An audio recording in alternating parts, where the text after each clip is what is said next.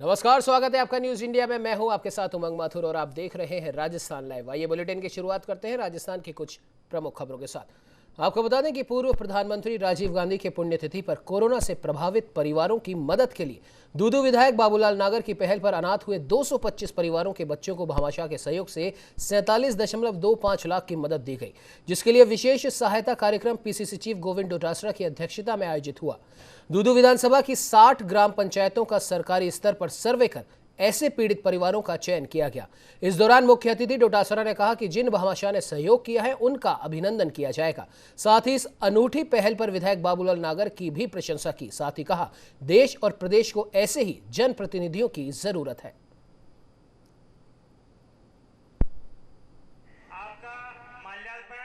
हमारे भारत रत्न पूर्व प्रधानमंत्री स्वर्गीय राजीव गांधी जी की स्मृति में जो नागर साहब ने और उनकी टीम ने, विकास जी ने और तमाम लोगों ने जो ये कार्यक्रम रखा है, मैं समझता हूं इसका मैसेज दूदू में नहीं, इसका मैसेज केवल प्रदेश में नहीं, बल्कि इसका मैसेज आज के दिन इस कार्यक्रम के माध्यम से पूरे देश में जाएगा कि हाँ, राजस्थान वो प्रदेश है जहां पर ऐसे वीर सपूतों ने जन्म लिया है। प्रदेश के चिकित्सा मंत्री डॉक्टर रघु शर्मा अपनी चिकित्सा और स्वास्थ्य विभाग की टीम के जरिए तेजी से मेडिकल इंफ्रास्ट्रक्चर को मजबूती देने के कार्य में जुट गए हैं। एसएमएस मेडिकल कॉलेज परिसर में निर्माणाधीन सुपर स्पेशलिटी ब्लॉक में एसएमएस हॉस्पिटल से 3 सुपर स्पेशलिटी को शिफ्ट कर इलाज शुरू कर दिया जाएगा।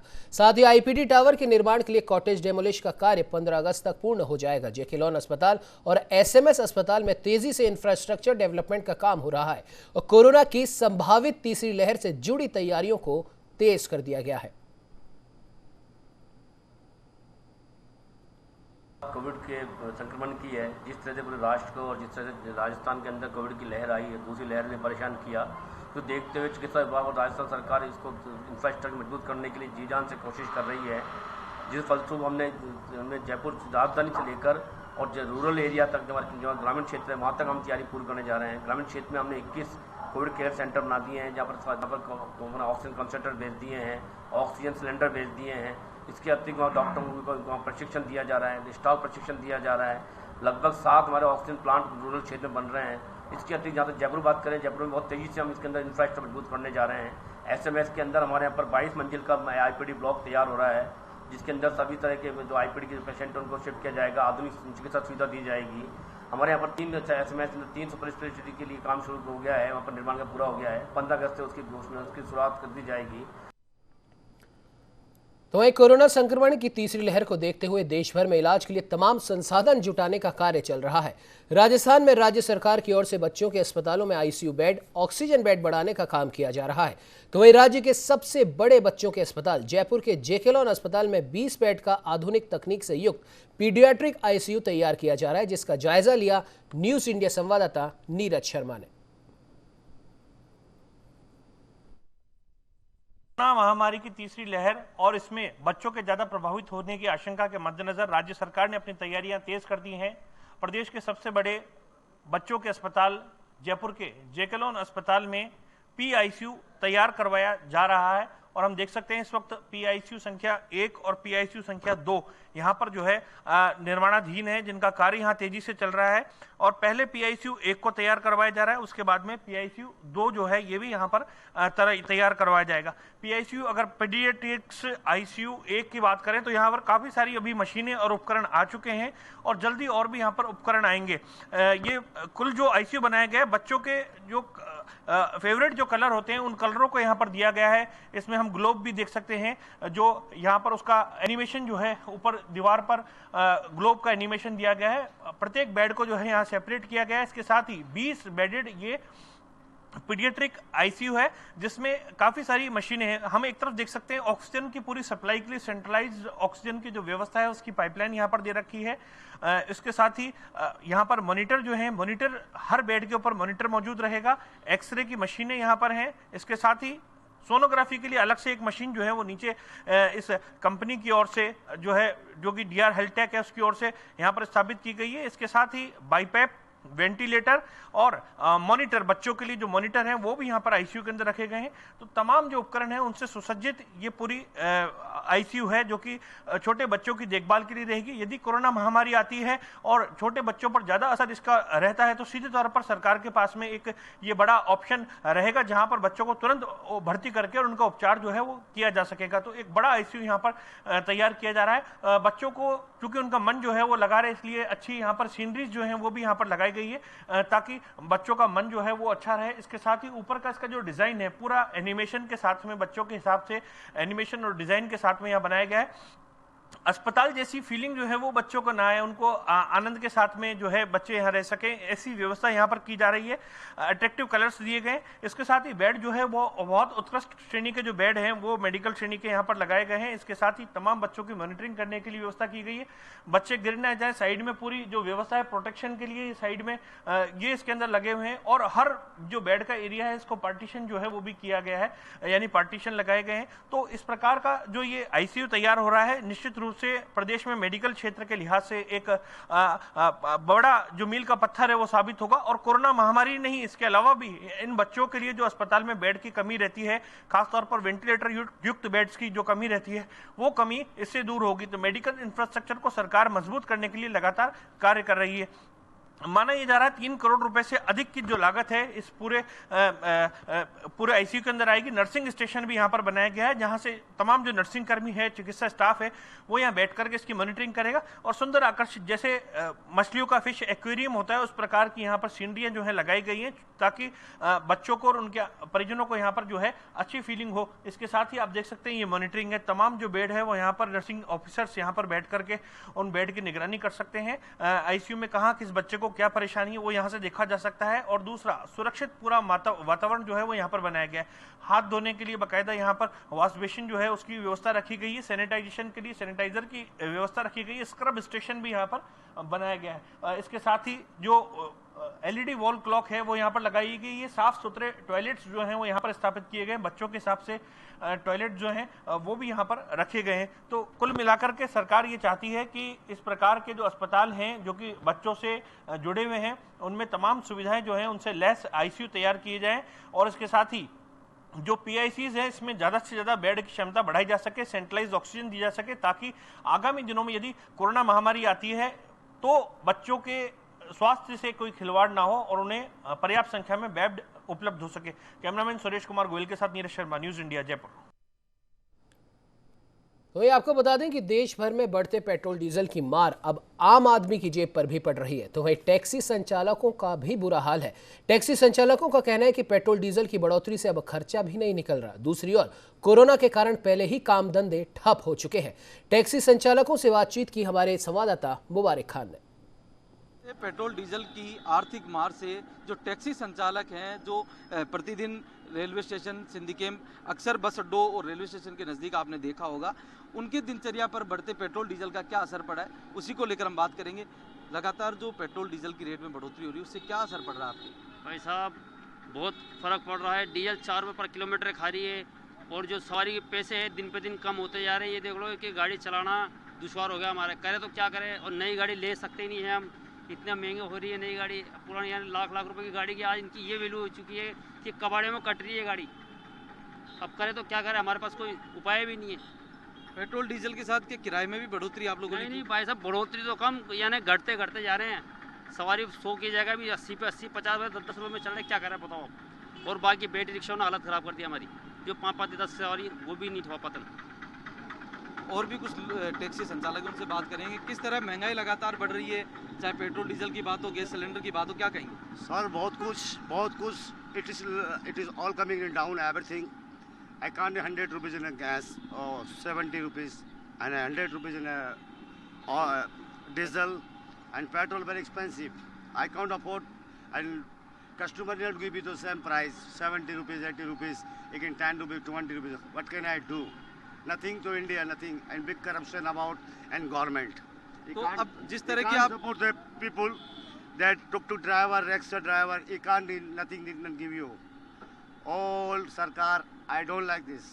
आप जिस तरीके से इंग्लिश बोल रहे हैं, टूरिस्ट का भी लगभग आप काम करते Yes, हैं sir, शायद, yes, sir. तो क्या टूरिस्ट आने से या नहीं आने से, अब क्योंकि आ नहीं रहे हैं, जब आते थे और अब में क्या अंतर है? 90-70% is business is finished. That the tourist is coming also India. I can make the money also that, but nothing now also. That's it. तो देखिए किस तरह के जो हालात हैं, जो टैक्सी संचालक है उनका साफ तौर पर कहना है बढ़ती महंगाई और पेट्रोल डीजल की जो रेट लगातार बढ़ रही है, उनसे उनके दैनिक जो जीवन है, घर खर्चा है, उसके ऊपर काफ़ी भार पड़ा है। और ये अब सरकार से उम्मीद करते हैं कि जो सरकार की ओर से पेट्रोल डीजल पर जो टैक्स है उसको कम किया जाए ताकि इनको राहत मिल पाए। कैमरा पर्सन सुरेश गोयल के साथ मुबारक खान, न्यूज़ इंडिया, जयपुर। तो वहीं चित्तौड़गढ़ में एक बार फिर कोरोना का टीकाकरण 53 केंद्रों पर शुरू हुआ, जिसमें चित्तौड़गढ़ जिला मुख्यालय पर 3 टीकाकरण केंद्रों पर 45 साल से ऊपर के लोगों को टीके की दूसरी खुराक लगाई गई। तो वहीं जिला राजकीय सांवलिया जी चिकित्सालय परिसर में संचालित हो रहे जीएनएम ट्रेनिंग सेंटर टीकाकरण केंद्र पर टीकाकरण के लिए कार्यरत कर्मचारियों ने टोकन बांटने के नाम पर जमकर बंदरवाट की, जिस पर टीकाकरण कराने आए लोगों ने कर्मचारियों पर टोकन बांटने में भेदभाव का आरोप लगाया और जमकर हंगामा किया। वजह से सिटी डिस्पेंसरी पाटन बोल गया था, वहाँ टोकन के लिए नाम से गए, बोलते हैं टोकन नहीं है। उसके बाद हमारे को गांधीनगर डिस्पेंसरी पहुँचाया, वहाँ गए, वहाँ बोले टोकन नहीं है, सरकारी हॉस्पिटल दे दिए। सरकारी हॉस्पिटल में आए, बाहर खड़े, अंदर आने नहीं देते बोलते। तो वही देश में लगातार महंगाई बढ़ती जा रही है, पेट्रोल डीजल की कीमतों में आग लगी हुई है, तो घरेलू गैस के दाम भी आसमान छू रहे हैं।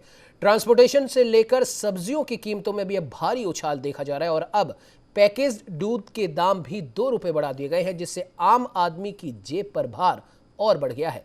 जनता परेशान है, लेकिन सरकारी राहत दूर की कौड़ी लग रही है। लगातार बढ़ती महंगाई के कारण आम आदमी की परेशानियां लगातार बढ़ती हुई दिखाई दे रही है। वहीं कल डेयरी प्रशासन की ओर से भी 2 रुपए प्रति केजी दूध की रेट में भी इजाफा कर दिया गया है, तो दूसरी ओर पेट्रोल डीजल के भाव आसमान को छू रहे हैं। उसी को लेकर हम बातचीत करेंगे। कल दूध की रेट बढ़ गई, क्या असर पड़ेगा अब? आमदनी कम, दूध की रेट ज़्यादा बढ़ गई, महंगाई हो गई, धंधा नहीं, सब कुछ मामला ठप। तो देखिए महंगाई को लेकर लोग बात बता रहे हैं, किस तरह की लगातार जो पेट्रोल डीजल की रेट में बढ़ोतरी हुई है, दूध की कल रेट बढ़ गई, आम जो लोग हैं उनके घर पर किस तरह का असर पड़ रहा है? नहीं, ऑलरेडी क्या है कि एक तो कोरोना की वजह से लोग जॉबलेस हो चुके हैं। जॉबलेस होने के बाद में अब ये पेट्रोल ऊपर जा रहा है, दूध महंगा हो रहा है, तो खर्चा तो है नहीं और ऊपर से ये महंगाई बढ़ती जा रही है, कहाँ से मैनेज करेगा? सरकार हमेशा वादे करती है चुनाव में कि महंगाई कम होगी, लगता है महंगाई कम हो रही? नहीं लग रहा, नहीं कम होगी। तो अब क्या लग रहा है आगे की जिस तरह महंगाई बढ़ रही है, आम आदमी किस तरह अपना घर खर्चा चला पाएगा? खर्चा कम करना पड़ेगा, ऑप्शन नहीं है। तो देखिए इनका कहना है कि ऑप्शन नहीं है, कि कहीं ना कहीं खर्चों में कमी लानी पड़ेगी। और भी कुछ लोग हैं, उनसे हम बात करेंगे। दूध की रेट बढ़ रही है, पेट्रोल डीजल, दाल, तेल आदि सब कुछ बढ़ता हुआ दिखाई दे रहा है। सारी की सारी एसेंशियल चीज़ें हैं ये, ठीक है। अपन पेट्रोल की बात करें, दूध की बात करें, सब एसेंशियल चीज़ों में आती है, ठीक है। आदमी इसमें सिर्फ कटौती कर सकता है, ठीक है। सरकार जिस टाइप से महंगाई बढ़ा रही है, ठीक है, उस टाइप से कुछ दे नहीं रही है, ठीक है। कोरोना की वजह से आमदनी वैसे ही कम हो चुकी है, 40-50% आमदनी टूट ही चुकी है, हर चीज़ों की 20-30% रेट बढ़ ही चुकी है, ठीक है। मजबूरी के अंदर आदमी दूध पीना छोड़ नहीं सकता। एक घर के अंदर 2-3 सदस्य हैं तो आधा लीटर तो दूध लगेगा, आधा लीटर से कम ये डेयरी वाले दूध देते भी नहीं है। ये रेट बढ़ा रहे हैं तो कम से कम इनको और सस्ते प्रोडक्ट भी साथ में देने चाहिए, उसमें क्वांटिटी कम करके करना चाहिए, ताकि एक आदमी कम से कम जो आधा लीटर दूध लेने का कैपेसिटी नहीं है तो वो पाव भर दूध ले सके, उसके भी इनको पाउच लाने चाहिए। वो ये करेंगे नहीं, आधा लीटर को 26 रुपये के भाव से 28 रुपये कर दिया है, ठीक है। 18.5% रेट बढ़ा दिए, ठीक है। बैंक के वाले में पैसे जमा कराते हैं तो वहाँ से इंटरेस्ट देते हैं वो 8%, ठीक है। पेट्रोल की रेट है 105 रुपये, बोला कच्चा तेल बढ़ रहा है, कच्चा तेल बढ़ रहा है। कच्चा तेल तो 2 दिन के अंदर $80 से टूट के 75 आ गया, वो 3,300 पॉइंट नीचे आ गया। उनको कच्चे रेट की रेट कम करनी चाहिए थी, वो कम नहीं करेंगे लेकिन बढ़ा देंगे उसके साथ साथ, बढ़ने के साथ साथ।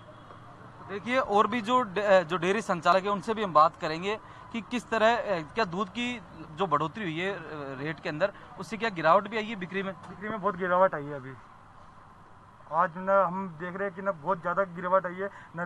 लोग आ रहे हैं बोल रहे 44 रुपये किलो ना, कल तो ना 21 रुपये किलो था, आज 44 कैसे हो गया, 2 रुपये कैसे बढ़ गए। तो पूछ रहे हैं, अभी चले जाते हैं कोई कोई आधा किलो, जो 1 किलो ले रहा है वो आधा किलो लेके जा रहा है, वो चीज़ दिक्कत आ रही है। तो देखिए ये थे तमाम लोग और डेयरी संचालक। इनका साफ तौर पर कहना है कि जो दूध के भाव और जो बढ़ती हुई महंगाई है, दोनों का ही असर आम लोगों पर पड़ता हुआ दिखाई दे रहा है। सरकार को कहीं ना कहीं एक ठोस कदम उठाना पड़ेगा कि महंगाई को किस तरह कम की जाए, क्योंकि लोगों के ऊपर एक तरफ जहां कोरोना की मार थी, उसके बाद लगातार जो महंगाई में वृद्धि हो रही है, कहीं ना कहीं आम आदमी शोषित महसूस कर रहा है। कैमरा पर्सन सुरेश गोयल के साथ मुबारक खान, न्यूज़ इंडिया, जयपुर। तो मैं आपको बता दें कि जैसलमेर के मोहनगढ़ कस्बे में कोरोना काल में भूमाफियाओं की ओर से जगह जगह पर जमीनों पर अतिक्रमण कर लिया गया है। ग्रामीणों ने इसकी शिकायत प्रशासन से भी की, जिसके बाद जिला कलेक्टर ने अतिक्रमण हटाने का आदेश निकाला, जिसके बाद तहसीलदार पुष्पेंद्र सिंह, विकास अधिकारी सत्येंद्र सिंह सहित अन्य अधिकारियों की मौजूदगी में अतिक्रमण हटाकर मार्ग को साफ किया गया। इस दौरान शांति व्यवस्था बनाने के लिए भारी संख्या में पुलिस प्रशासन भी मौजूद रहा।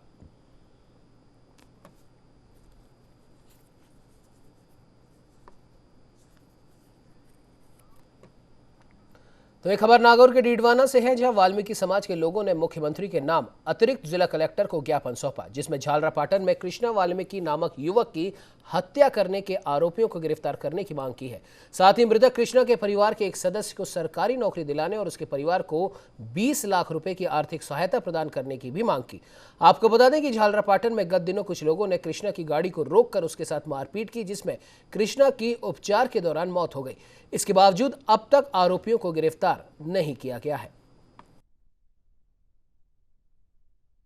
डीडवाना में वाल्मीकि समाज की ओर से एडीएम साहब को ज्ञापन दिया गया। झालावाड़ जिले के भाई कृष्ण वाल्मीकि की हत्या के विरोध में 20 लाख की एक आर्थिक सहायता, एक नौकरी, आने वाले टाइम में SC/ST परिवार की कोई ऐसा कानून हो कि इस पर जल्द से जल्द समाधान होए, अपराधियों को जल्द से जल्द गिरफ्तार करे। तो मैं आपको बता दें कि कोरोना संक्रमण काल में सबसे ज्यादा बच्चों की पढ़ाई प्रभावित हुई। कोरोना की दूसरी लहर का पीक थमने के बाद 21 जून से प्रोजेक्ट स्माइल भी शुरू कर दिया गया है। ये एक ऑनलाइन प्रोजेक्ट है, लेकिन प्रदेश के बाड़मेर जिले के कुछ ऐसी भी धाड़ियां हैं जहां मोबाइल नेटवर्क नहीं पहुंचता और ना ही वहां जाने के लिए कोई पक्की सड़क है। दूर दूर तक सिर्फ रेत के धोरे हैं। ऐसे में स्कूल के टीचर ऊंट पर सवार होकर 10 से 12 किलोमीटर का सफर तय कर बच्चों तक पहुंच रहे हैं। टीचर सप्ताह में 3 बार गांव-गांव जाकर बच्चों को पढ़ाएंगे। स्कूल प्रिंसिपल रूप सिंह जाखड़ अब तक करीब 100 बच्चों को चिन्हित कर चुके हैं और इनमें से 15 से 20 बच्चों तक पहुंच भी चुके हैं। शिक्षा मंत्री गोविंद सिंह डोटासरा ने शिक्षकों की इस अनूठी पहल की सराहना भी की है।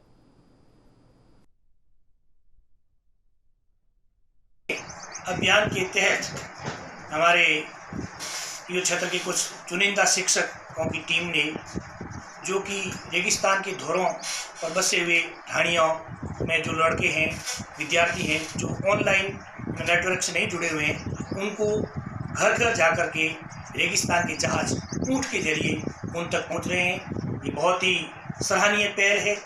ऐसे जुनूनी शिक्षकों को मैं सलाम करता हूं और मेरी पूरी टीम का बहुत ही सराहनीय और प्रशंसनीय कार्य है और ये एक अनोखी मिसाल कायम होगी इस क्षेत्र के लिए। भीमतल पंचायत, ये गुरुजी के यहाँ, हमारे यहाँ तो नेटवर्क की कमी है और दोरा में ढाणी है, लेकिन मैं गुरुजी के साथ जानता हूँ सुबह और ऊँट पे लेके गुरुजी को और पढ़ाने के लिए बच्चों को फ्री सेवा। लेकिन धन्यवाद गुरुजी का। राजकीय उच्च प्राथमिक विद्यालय सीलगढ़ में पढ़ता हूँ।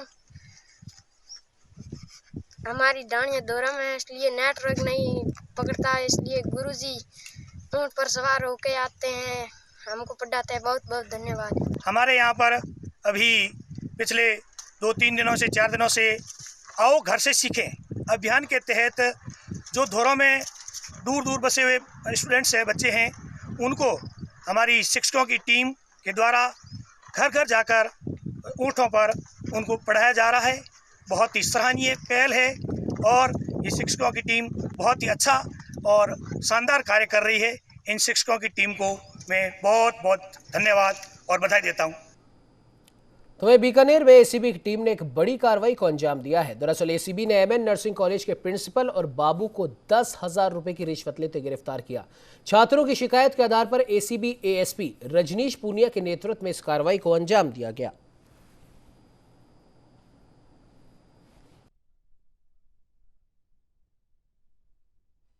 नर्सिंग कॉलेज है बीकानेर में, जो RUHS से जयपुर से संबंधित है। और BSc नर्सिंग जो हमारा परिवादी है वो BSc नर्सिंग अंतिम वर्ष का छात्र था।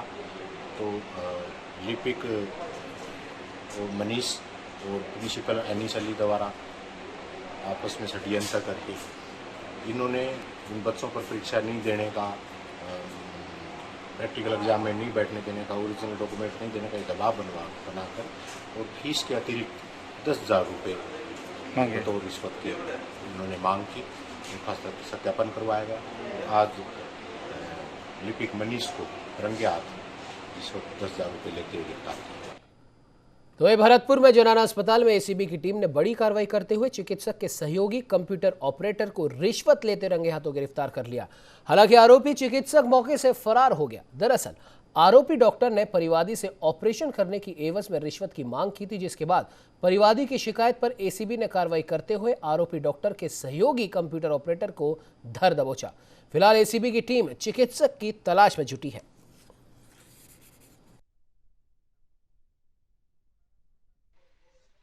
जिनकी वाइफ का यहाँ जोनाना अस्पताल में कोई ऑपरेशन होना था, जिसकी ऑपरेशन डेट डॉक्टर्स नहीं दे रहे थे, तो डॉक्टर्स ने ये कहा कि मुझे 5,000 रुपये आप रिश्वत के तौर पे दो, तब आपको मैं ऑपरेशन की डेट दूँ। इसकी एवज में मैंने आज सत्यापन करवाया। सत्यापन में डिमांड पाई गई डॉक्टर्स की और उसके साथ में एक ऑपरेटर है उनके। तो आज हम लोग सत्यापन के बाद उनको रंगे हाथ रिश्वत देते हुए। तो ये आपको बता दें कि राजस्थान में तय समय से पहले एंट्री करने के बावजूद पिछले कुछ दिनों से निष्क्रिय मॉनसून होने से लोग परेशान हैं और गर्मी और उमस की मार झेल रहे हैं। तो वहीं किसानों और आमजन को पेयजल और सिंचाई की अब चिंता सताने लगी है। लेकिन मौसम से जुड़ी खुशखबरी यह है कि मॉनसून जल्द ही पूरे प्रदेश में सक्रिय हो सकता है। कुछ दिनों की सुस्ती के बाद अब एक बार फिर से मॉनसून राजस्थान में एक्टिव होने के संकेत मिले हैं। मौसम विभाग के अनुसार 10 जुलाई से प्रदेश के कई हिस्सों में बारिश के आसार हैं, जिससे तापमान में 3 से 4 डिग्री की गिरावट की भी संभावना है। जयपुर से मॉनसून का हाल बता रहे हैं न्यूज इंडिया के संवाददाता नीरज शर्मा। प्रदेश में पिछले एक हफ्ते से मानसून की बेरुखी के बाद एक बार फिर से आस जगी है कि मानसून सक्रिय होगा। मौसम विभाग ने 10 तारीख और उसके आसपास से पूरे प्रदेश के अंदर धीरे धीरे मानसून के सक्रिय होने की उम्मीद जताई है। हालांकि बीच में पश्चिमी जो विक्षोभ था इसकी वजह से और कुछ छोटी झंझावतों की वजह से जो मानसून है उसका पीरियड सरक गया। लेकिन अब राजधानी जयपुर और पूर्वी राजस्थान के साथ ही दक्षिणी राजस्थान के अंदर कई जगह पर बूंदाबांदी बारिश और उसके साथ ही अच्छी बारिश भी देखने को मिल सकती है। इस वक्त हम देख सकते हैं राजधानी जयपुर में बारिश जो है उसके बादल आने चालू हो गए हैं। कई जगह काले बादल जो हैं वो धीरे धीरे छाने लगे हैं। वहीं बात करें तो दौसा, टोंक, सवाई माधोपुर, अलवर, भरतपुर और आसपास का जो क्षेत्र है इसके अंदर, इसके साथ ही कोटा, हड़ौती क्षेत्र के अंदर जो है बारिश देखने को मिल सकती है। पिछले लंबे समय से जो गर्मी है, भीषण गर्मी की मार प्रदेश के लोग सह रहे हैं। किसानों के चेहरे पर इससे भी मायूसी है क्योंकि जो खरीफ की फसल थी उसको काफ़ी नुकसान जो है वो इसके चलते हुआ है और चारे और पशुधन के लिए जो पानी है इसकी व्यवस्था भी करना मुश्किल जान पड़ रहा है। ऐसे में माना जा रहा है यदि इंद्रदेव मेहरबान हुए और अच्छी बारिश हुई तो आगामी दिनों के अंदर गर्मी का जो ये सीजन है, चूंकि इसका अंत है, आगामी दिनों में अच्छी बारिश हुई तो पेयजल का एक संकट दूर हो जाएगा। कैमरामैन सुरेश कुमार के साथ नीरज शर्मा, न्यूज इंडिया, जयपुर। इस बुलेटिन में फिलहाल इतना ही। देश प्रदेश की तमाम खबरों की जानकारी के लिए आप बने रहिए हमारे साथ और देखते रहिए न्यूज इंडिया।